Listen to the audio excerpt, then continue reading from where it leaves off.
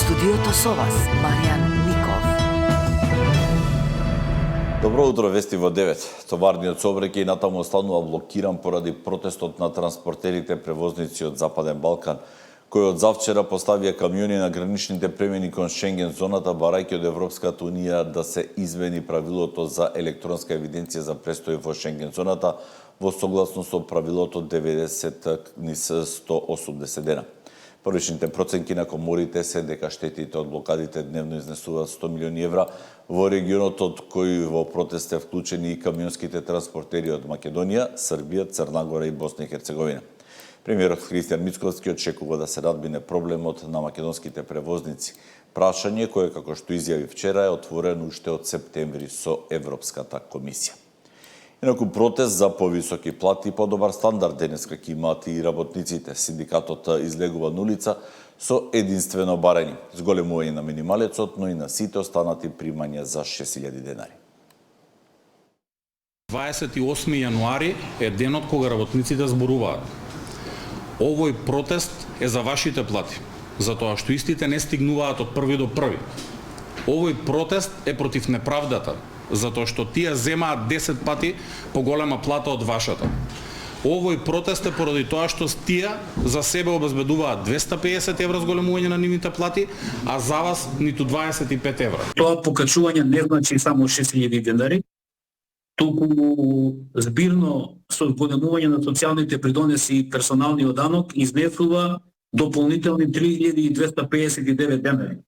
Доколку се припати ова покачување, значи 9.500 денари за секој работник. Ние рековме секој решение што ќе го постигнат во тој бипартитен диалог синдикатите со работодавачите ќе го поддржи.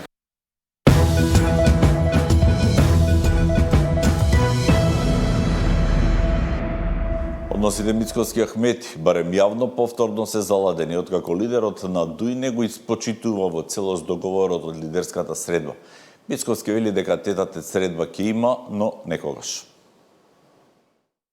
Мицковски го отпиша Ахмети од распоредот за тет-а-тет состанок кој беше најавен по лидерската средба пред 2 недели.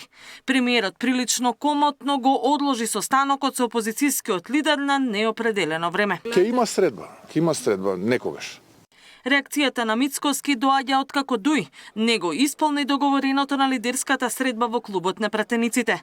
Во петокот власта, наместо со интегративците, обезбеди двотретинско мнозинство во собранието, како и Бадентерово мнозинство за Сейф Сити и за изборот на народен правобранител со поддршка од Левица, како и Бежан Илјас од Демократската партија на турците, кој е дел од фронтот на ДУИ, и Илер Демири од крилото на села во Алијанса на албанците, кој пак и претходно најави независно делување.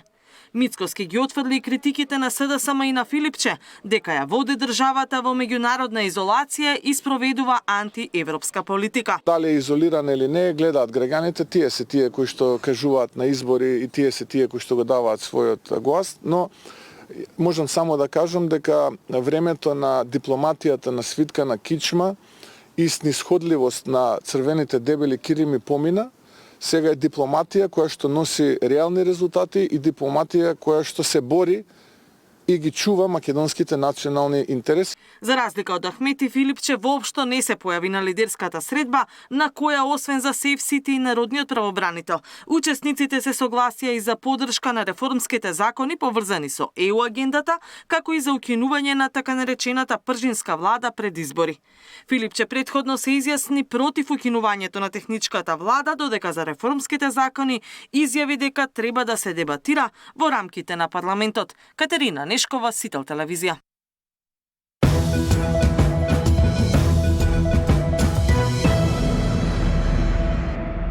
По продолжение следуваат и вестите од светот.